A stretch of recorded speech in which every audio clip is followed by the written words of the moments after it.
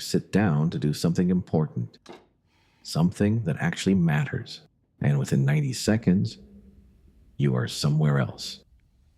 You checked a notification. You remembered something. You opened a tab you did not need. You picked up your phone for no When did reason you can focusing become name. this And difficult? now you're sitting there wondering, when did this happen? When did focusing become this hard? You're not lazy.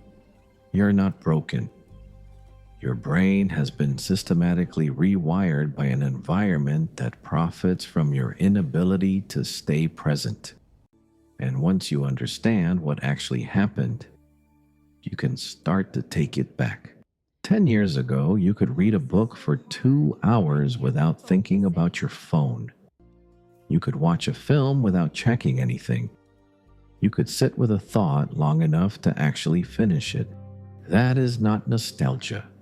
That is a measurable change in how your brain works. Here is what happened. Every app on your phone was designed by teams of neuroscientists and behavioral psychologists whose single job was to capture your attention and hold it as long as possible. The infinite scroll, the notification badge, the like that arrives at an unpredictable interval. These are not accidents. They are precision engineered triggers for your dopamine system. Your brain did not weaken, it adapted. It learned that focus is uncomfortable and distraction is rewarding. And now it reaches for distraction automatically before you have even made a conscious decision. This is not a willpower problem. This is what happens when a biological system designed for a quiet savanna is placed inside a machine optimized for compulsive engagement. Most people think distraction is the problem. It is not. The problem is what distraction costs. Every time you switch your attention from a task to a notification, from deep work to a quick scroll, your brain pays what researchers call a switching cost. It takes approximately 23 minutes for your brain to return to full focus after an interruption. 23 minutes for a single distraction. This means that if you check your phone 3 times in an hour, you have not actually focused at all. You have just been in the recovery phase between interruptions. But there is a deeper cost. Chronic distraction changes the structure of your attention itself. The more you practice switching, the better your brain gets at switching, and the worse it gets at staying. What once felt like a momentary habit has become the default mode of your nervous system. Your brain now finds depth uncomfortable. It has been trained to expect novelty every few seconds, and when novelty does not arrive, it creates a restlessness, an itch, a pull towards something, anything that is new. How do you know if this is you? Number one, you cannot finish a thought. I was just thinking You about start a sentence in your head and lose it before it is complete. Ideas arrive and disappear before you can hold them long enough to use them. Number two, reading feels hard.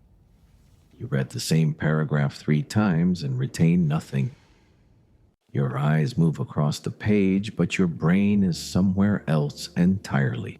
Number 3, you feel restless doing nothing. Silence feels unbearable. Waiting for a lift, for a friend, for the kettle to boil, immediately triggers the reach for your phone. Number 4, you multitask without choosing to. You cannot watch something without also doing something else. You cannot listen to someone speak without your attention drifting somewhere else. Number 5, deep work feels impossible. The tasks that require sustained concentration, the ones that actually matter, are the ones you avoid longest. because your brain now associates depth with discomfort. Attention is not just a productivity tool, it is how you experience your own life, the moments that matter, a conversation with someone you love, a sunset, a meal you actually taste, an idea that changes how you see something. All of these require the same thing: the ability to be fully present for longer than 3 seconds. When your attention is fragmented, where you are technically there, but not actually there. You are in the room, but not in the moment. You are alive, but not quite experiencing it. And here is what makes this particularly painful. The more fragmented your attention becomes, the more you feel that something is missing, that life is passing by without landing, that you are busy but somehow empty. That feeling is not imaginary. It is the direct experience of a life being lived at the surface instead of at depth. The good news: attention is not permanently damaged, it is a muscle. And like any muscle that has been neglected, it can be rebuilt. Not quickly, but reliably. The first step: protect your first hour. The first hour of your day is when your dopamine system is most impressionable.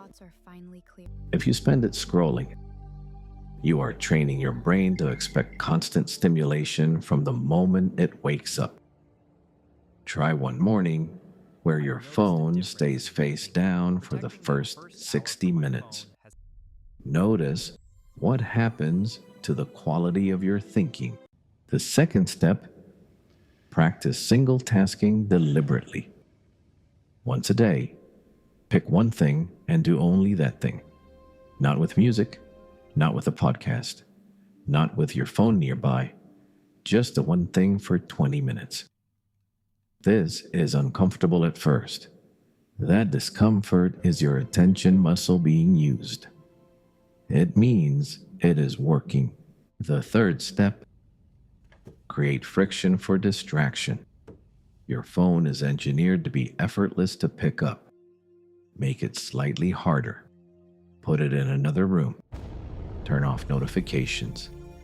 Make distraction require a decision rather than allowing it to be automatic. You will not stop reaching for it completely, but you will reach for it less. The fourth step: let yourself be bored. Boredom is not empty. It is the state in which your brain consolidates, makes connections, and generates its best ideas. Every time you reach for your phone during a quiet moment, you are robbing your brain of one of its most valuable operating conditions. Practice sitting with the discomfort of nothing for 2 minutes, then 3, then 5. Your brain will remember what to do with silence. Your attention is the most valuable thing you own. More valuable than your time. More valuable than your money. Because without it, time passes without being experienced. Money is spent without being enjoyed. Life happens around you instead of to you. You did not lose your ability to focus. It was taken gradually, systematically, by systems designed to take it. But it can be reclaimed. One morning, one task, one quiet moment at a time. The world will not slow down. The notifications will not stop. But you can decide, more often than you currently do, where your attention goes. That decision, made repeatedly, is the difference between a life that feels like it is happening to you and one that feels like yours. Pause, think, breathe. If this video helped something click, subscribe, because next week we go even deeper.